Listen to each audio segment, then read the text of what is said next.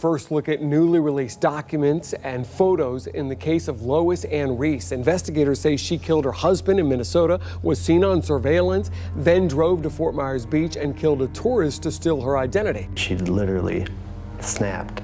My whole family is in shock. Two men contemplating how a family's script took a tragic turn.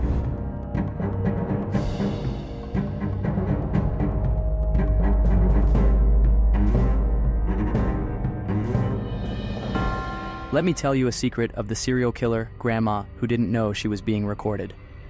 People in Blooming Prairie, Minnesota, thought Lois Riess was a nice wife and grandmother, but she was a two-faced granny with blood in her hands. Who is Lois Riess, and how did she turn from a lovely wife to a murderer? Stay with us as we unveil the hidden truth of this deadly grandma.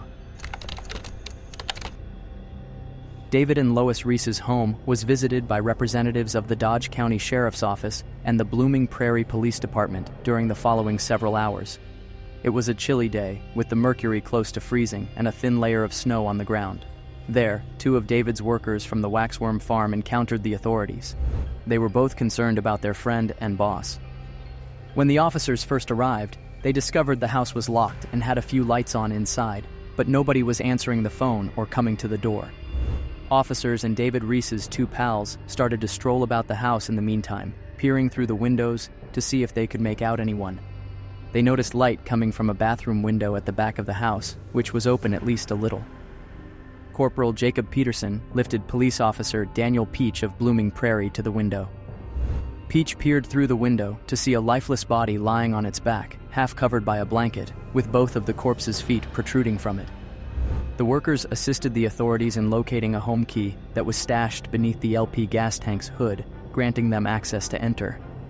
Officers saw that David's truck was still there when they entered the garage. However, the 2005 white Cadillac Escalade owned by his wife Lois was missing. There were no indications of a conflict as they entered the house. The kitchen was spotless and nothing seemed out of place. The cable box was off, but the television in the living room was on. There were recent indications of use in the laundry room, and the master bedroom door was partially opened. Upon entering the master bedroom, they noticed that the door leading to the master bath had been shut, and a towel that had been rolled up had been placed against the space beneath the door to form a sort of seal. However, when they opened the door, they discovered the body of 54-year-old David Riess, who had been dead for at least a few days in the chilly bathroom. Snapped.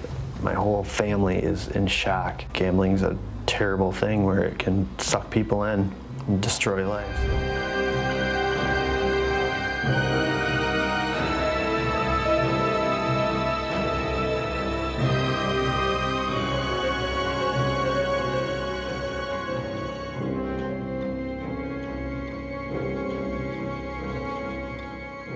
It was Friday, March 23rd, and crime scene detectives from the sheriff's office arrived on the site shortly after. The father has not been seen by anyone but his wife since the two attended their grandchild's basketball game on March 11th. The family members claimed that the two argued that evening, which most likely continued when they got home. Where was Lois now? Had she fled the scene, or had she become a victim of the crime as well and was now in real danger? Evidently, the woman and her car were the target of an instant BOLO, or be on the lookout, alert. Investigators investigating the body discovered that David had been shot 3 times, all at quite close range. When the body was turned over, they discovered a single rifle shell casing measuring .22 caliber embedded in the man's back. A little 40-grain projectile was found inside the body after the autopsy revealed that the first bullet had impacted him in the right side of his chest, striking his heart, piercing the left ventricle and atrium, and then passing through to the lower lobe of his right lung. The second bullet could not be extracted from the wound because it had entered through the right side of his back and pierced both his lungs and heart. His left arm sustained a third gunshot wound somewhat below the elbow, and an exit wound was located 1.5 inches below that. The third wound was thought to have been sustained while he was trying to protect himself from the bullets. But later on, a bullet was found recovered from the bathroom walk-in wardrobe wall. The home's kitchen contained a shell casing that matched the one discovered beneath David's body. Additionally, a partially emptied magazine and loose bullets were discovered there, along with an unlocked and empty fire safe in the master bedroom. So who were these people? David was a U.S. Navy veteran who had served in California when he first met his wife. Following their 1982 marriage, the pair moved back to Rochester, Minnesota, their childhood home. David enjoyed sailing, fishing, and hunting. He eventually created a bait shop, which he operated for several years, while Lois worked from their house as a babysitter and nursery provider. David decided to close the store in 2010 and start a business breeding waxworms to sell to bait stores in the area. The couple raised 3 children and an increasing number of grandchildren, and by all accounts, they enjoyed reasonable success in their companies. But over the years, Lois became a bit of a gambler, visiting local casinos and buying lottery tickets regularly. The couple's finances suffered as she soon realized she was in over her head. A social services worker was once forced to submit an affidavit against Lois for allegedly taking money from the guardianship account of her own mentally ill sister and using at least some of it at a nearby casino. Lois was ordered to repay more than $100,000, even though no charges were brought against her, but no documentation of her actual repayment of the funds could be located. In addition, local law enforcement and the casinos in the vicinity started calling her Losing Streak Lois, and were aware of her for allegedly stealing goods and cash to support her gambling addiction. An important hint as to what transpired may be found in David's habit of never bringing business checks or receipts to the house at home.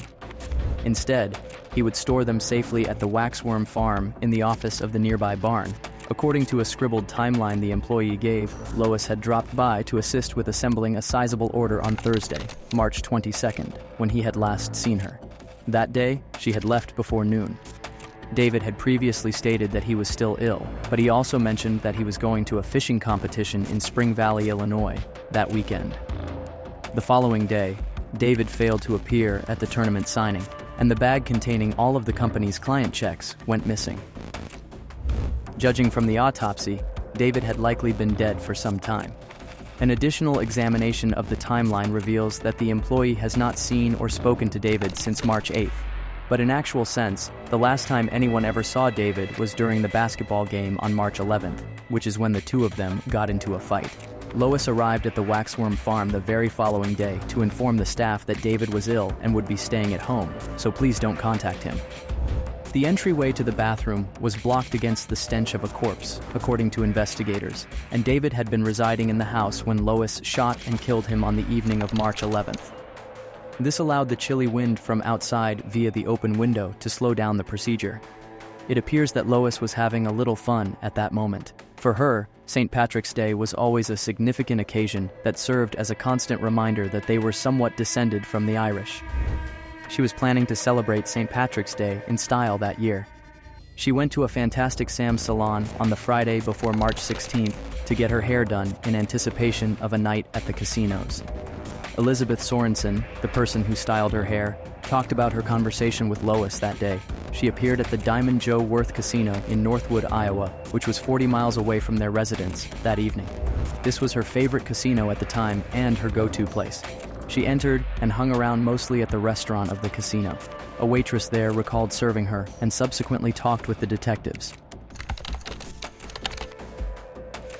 She was at the bar and then she noticed something was going on and she left.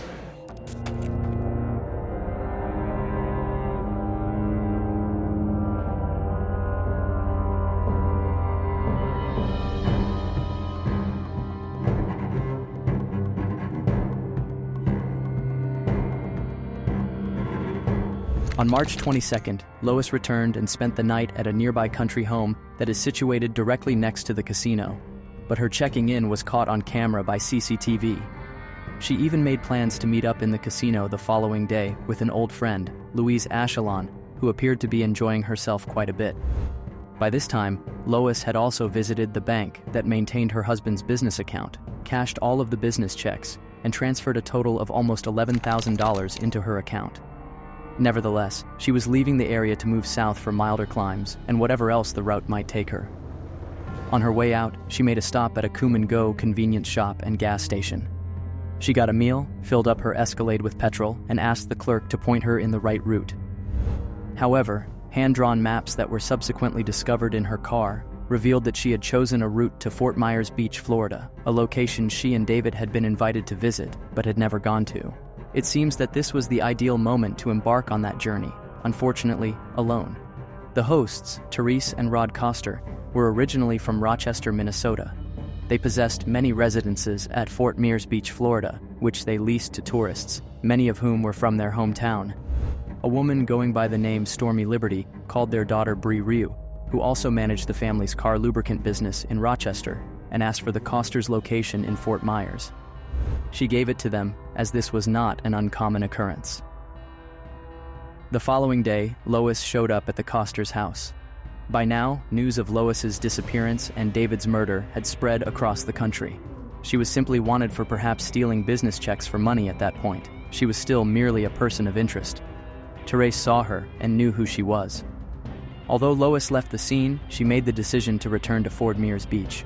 She got down to business, carrying out a plan she had most likely formed on her long drive south. Meanwhile, she was presumably drawing down on the $11,000 in cash she had managed to get because using her credit cards would have revealed her whereabouts to the authorities. She needed to establish a new acquaintance who resembled her as much as possible to carry out her plan, and she was able to do so just a short distance from where she met Therese Coster. For several months, Pamela Hutchinson spent time at Fort Myers Beach. She was in town to see some friends after her husband passed away, but her main reason for being there was to disperse her spouse's ashes on Sanibel Island. At first, she was going through a difficult period, as was along came Lois, who had also recently lost a spouse. The two became quick friends, spending time together and going out to eat and drink. On April 5th, Lois and Pamela were seen on camera outside the Smoking Oyster Brewery, located on the former San Carlos Boulevard. None of these things were coincidences, as detectives believe, considering the two had only met the day before and shared similar facial types, hair colors, and nearly the same height and build. Later that night, the two went back to the flat in Marina Village Complex's The Snug Harbor, Unit 404, which Pamela had rented. In the late evening, Lois was seen on CCTV leaving the flat, crying presumably, as she stood outside the door before going downstairs and coming back a short while later, carrying a suitcase. A few hours later, she reappeared with a big white trash bag and headed downstairs. She then went back with another bag and carried on the same procedure all over again. Eventually, she departed the property and didn't come back. A person posing as Pamela called the front desk during that time to request an extension of her stay at the Snug Harbor for a few more days. After, the individual posing as Pam paid with one of her credit cards. Remarkably, it was a distinct one from the one she used on her initial check-in. For a few days, no one checked in during the reserved days. What happened to Pamela? Why was Lois moving to and fro the hotel, and what was she having in her bag? Unknown to everyone, Pamela Hutchinson had been shot in the master bathroom and left to lie on the floor, wrapped in a blanket, just like David Riess had in Minnesota. However, medical examiners found that the fatal rounds were fired through a bedroom pillow held next to the gun to disguise the sound of the shots, and that the gun was the same model as the .22 caliber handgun that had killed David. Pamela's purse, which had been thoroughly searched, was discovered on the kitchen counter. She had taken out her debit and credit cards, cash, and jewelry. She had also lost the cap she had worn before. That morning, Lois traveled about a mile to the beach point at Fort Myers Beach in her Escalade before abandoning it. She borrowed Pamela's automobile and went to a nearby Wells Fargo bank while wearing Pamela's cap, carrying her ID and her debit card after walking back to Snug Harbor. In addition, Lois took $5,000 in cash out of Pamela's bank account. At this point, she was posing as Pamela Hutchinson. After that, she traveled 240 miles north to Ocala, Florida, to check into a Hilton hotel. She signed as Pamela Hutchinson and gave her ID. She placed 2 orders for room service and rented a DVD using Pamela Hutchinson's credit cards. On April 7th, the following day, Lois, pretending to be Pamela, took 3 additional $500 in cash withdrawals from local ATMs using her debit card. She also purchased a new, inexpensive cell phone and registered it using Stormy Liberty as her alias.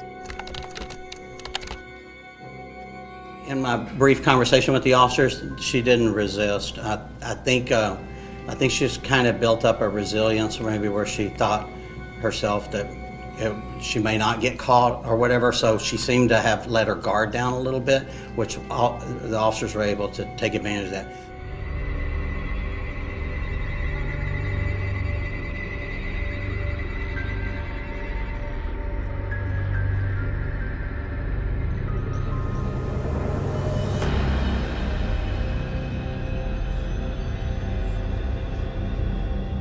Before anyone could discover Pamela's body in the bathroom on April 9th, authorities issued a BOLO notice for Lois Riess, and the U.S. Marshals started displaying images of her on digital billboards across the area, promising a reward of $6,000 for information leading to her arrest. The door had been sealed up with a rolled-up towel, just like the one in the Riess family's Minnesota home. Later that day, Lois's Escalade was located, but Lois was already out of the state, traveling from Louisiana to Texas in the west. While Pamela's car was traveling west on I-10, a license plate reader produced an ID, but at that point, no connection was established. There was also a report that said Lois used her own identification to collect a $1,500 reward she had won at a casino located in Louisiana. Lois tried to withdraw $200 from Pamela's bank account using an ATM at a petrol station on April 8th, but the request was denied. She used cash to cover her petrol and other expenses before continuing. Later on in the day, Pamela's vehicle was observed traversing Refugio, Texas. Lois traveled to South Padre Island, a popular vacation spot close to the Mexican border, after arriving in Texas. There, she booked into Motel 6 and took up residence in room 227. There was proof that she became friends with another woman once more, but the deadly grandma was unable to replicate the method she had employed in Florida for some reason. An employee of the restaurant Dirty Owls reported to the South Padre Island Police Department on April 19th that Lois had entered, glanced over the menu, and then left, appearing to be waiting for someone. Police were called to the restaurant right away, but she was nowhere to be found. An officer made the instinctive decision to cross the parking lot and investigate the Sea Ranch, another neighboring eatery. When it was discovered that Lois was seated at the bar and conversing with those nearby, Officer Aguilar promptly requested assistance. Officers entered the club and made their arrests as soon as all of the exits were blocked. She was very polite, smiling all the time. Did she sit down and eat? No, left. She just talked to my guy and me leaving. We said, thank you very much. She left. I said, I'm calling the police because right or wrong, leave it up to the police to decide what's right, what's wrong, because like I tell you, I could be wrong. And this is what I told the police officer. And then I called the U.S. Marshal, I told him the same. And if somebody were to get hurt, if we would have done that and we saw that and another family died or another person got picked up, then it had been on our conscience. And I'm not having that. Brookins says he's amazed Riess made it to the island after driving across the country unnoticed. They think that being down in South Padre Island, they think nobody pays attention. I think when they come down here that nobody's going to find out.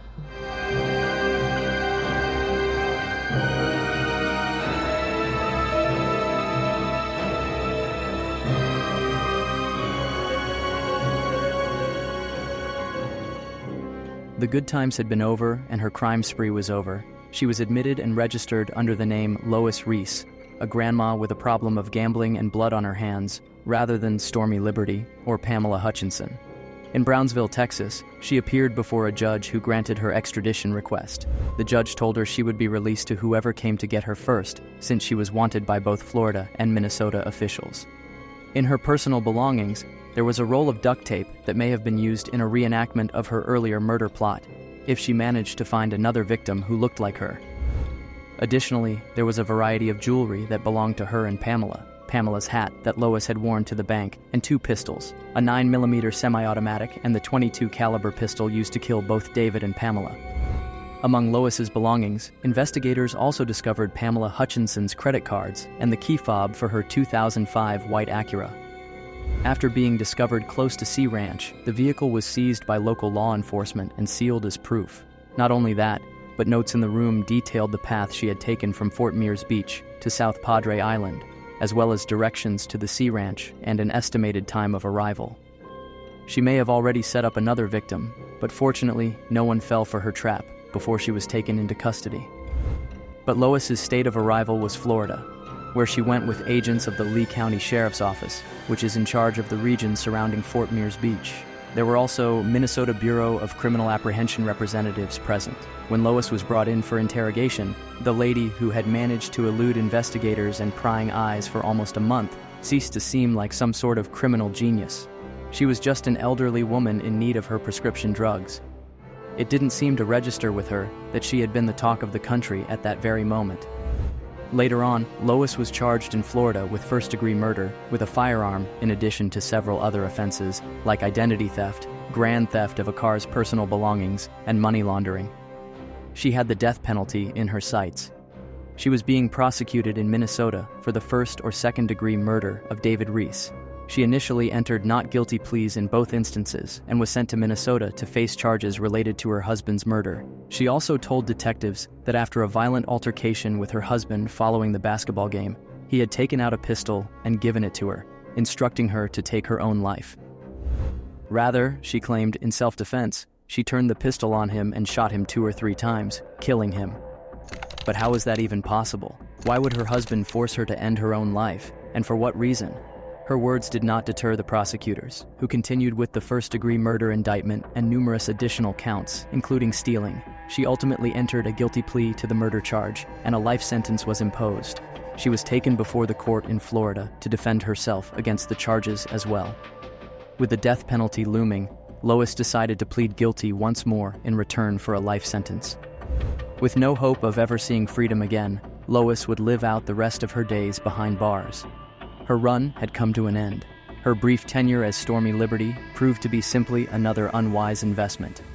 What do you think about this horrible case? Let us know in the comments section below. Don't forget to check out any of our videos displayed on your screen with just a click. See you in our next video.